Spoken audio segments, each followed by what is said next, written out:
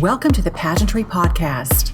And welcoming back to the Pageantry PodCast, former Miss USA, now Miss Universe 2022, R'Bonney Gabriel. R'Bonney, welcome back.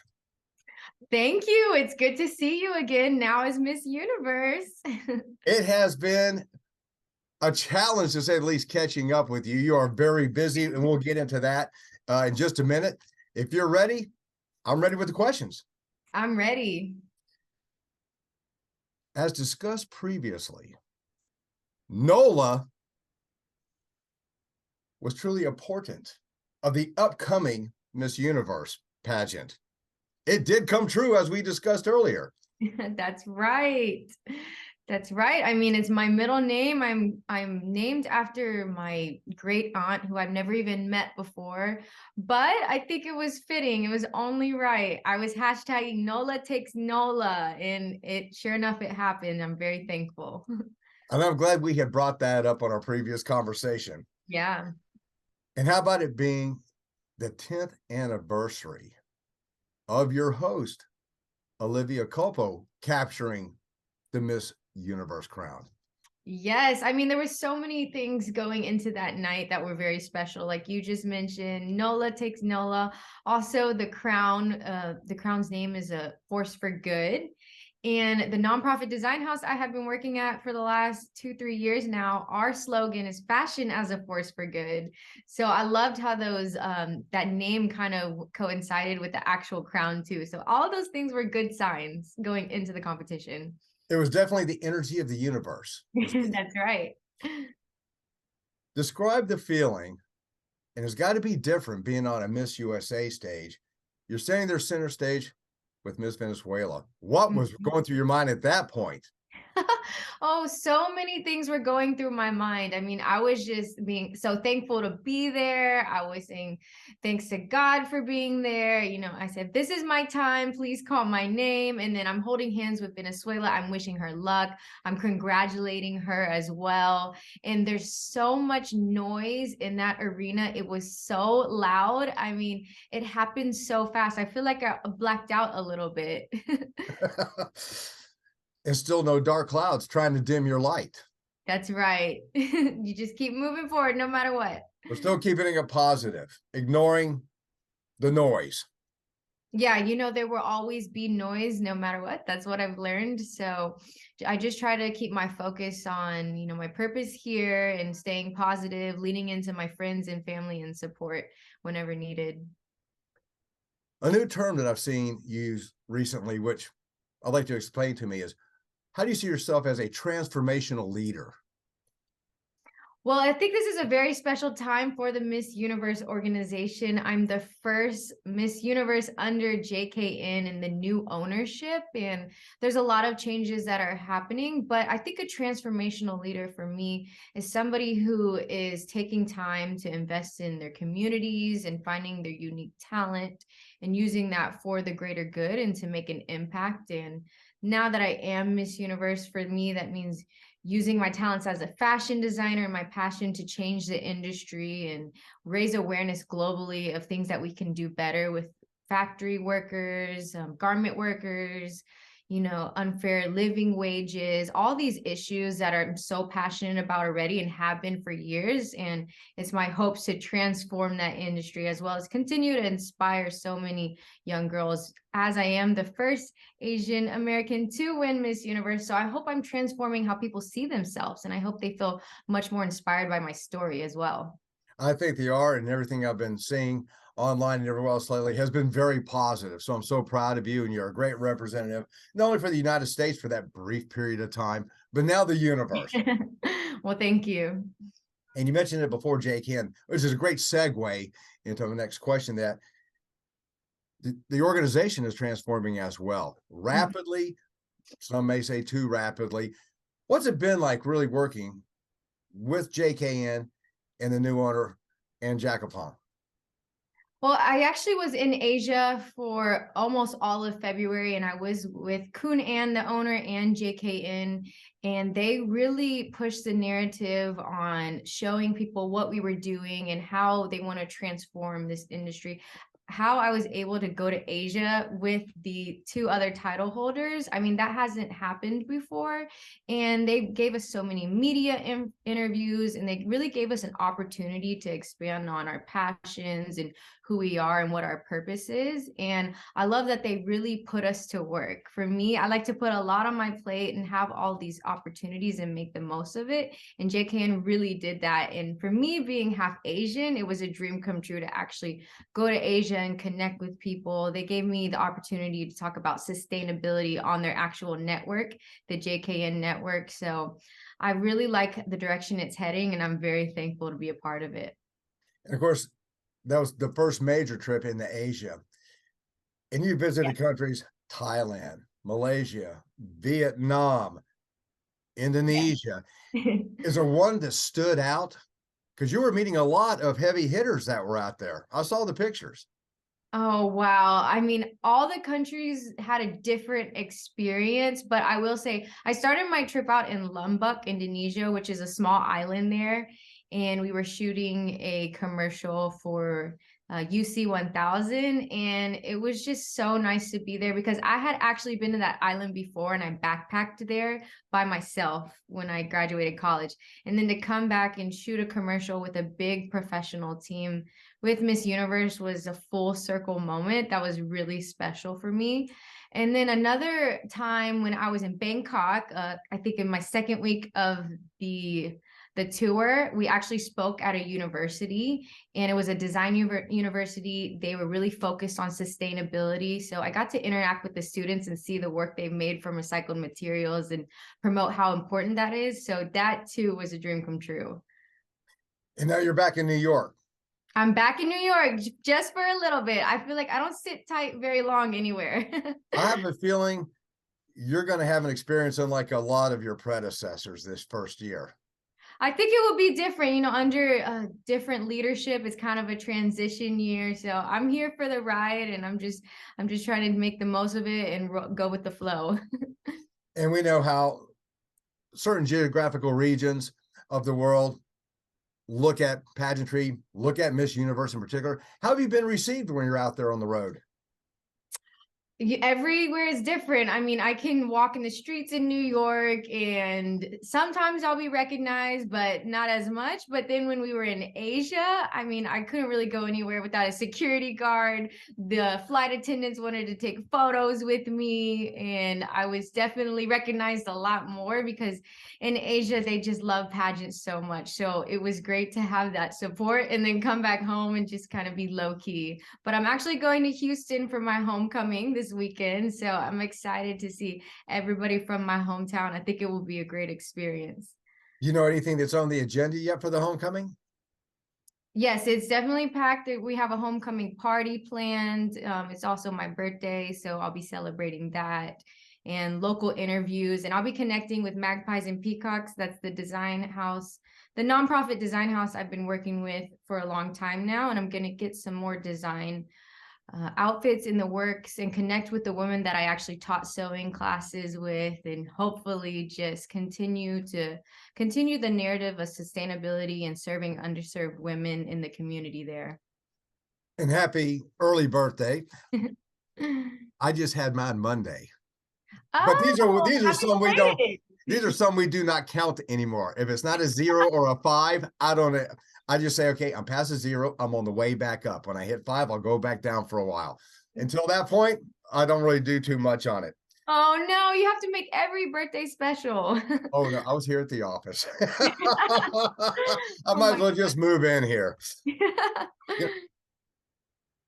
You had a little bit of time as Miss Universe, had some great travels, but it's a different position when you're just representing your country. What have you learned about yourself as Miss Universe? It's a lot bigger deal.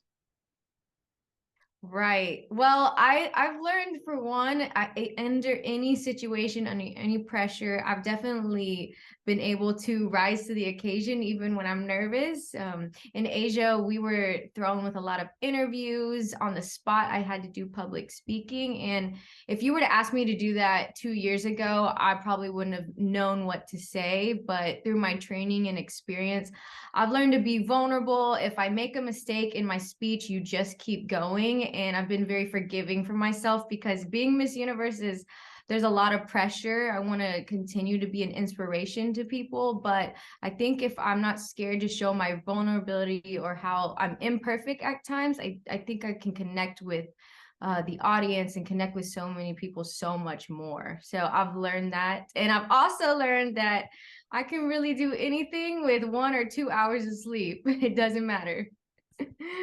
And we know about making mistakes. That's why we get to edit these down, because it's always me. Just keep on going. I'm sure you've seen it all. Just keep on going. Just put the head down and go. Right. Red carpet events, excitement. Ooh, red carpet events. Actually, I was just in LA last week for the red carpet green dress event. So that's actually a fashion initiative that is pushing sustainability on the red carpet and the Oscars out in LA. So I feel very fortunate to have partnered with them as Miss Universe and open up sustainability to the Miss Universe organization and the industry as well. We talked about your goals in our previous conversation. Have they changed at all now that you're Miss Universe? They haven't changed. I think it's just on a bigger platform, and now more than ever, I was actually just talking to my talent manager. I want to make sure to use my voice and not forget that, because at the end of the day, this is a job, and there's a lot of different things I'm doing, whether that's the red carpet events and all the glamour and photo shoots. But I really want people to know there's a purpose behind this organization, and I can't be scared to speak out on using fashion as a force for good, pushing more ethical practices in the industry, being a voice for the women that I've worked with so much, and I want to continue to do that. So you've been to Asia, you're back in New York, you're heading back to Texas for the homecoming. Yes. What is next? That's a good question, because the schedules sometimes come together last minute. There's a lot of moving parts, but I will come back to New York for a little bit and really hone in on my advocacy and do some work here in New York. I just met with the consulate of the Philippines here. They actually have an open room that I can use, and we're hoping to do some sewing workshops there and provide learning opportunities, as well as I'm going to El Salvador because that's where the next Miss Universe is, and we will be promoting that, I think, in the near future. Since you've been traveling with some of your sister queens, is it going to be the same in the future? Or are you starting to kind of solo it out? That's a good question. I think it's a little bit of both. I'm sure I will see them at some point within my year, maybe the top 3 or the top 5. I think that's one of JKN's visions, to continue to give these women that are also accomplished opportunities to use their voice. So I know I will be seeing them at some point. And I did want to touch upon, because I know it's a passion to your heart. I've seen the pictures. I think it was a post yesterday. I'm loving this outfit, an upcycled outfit.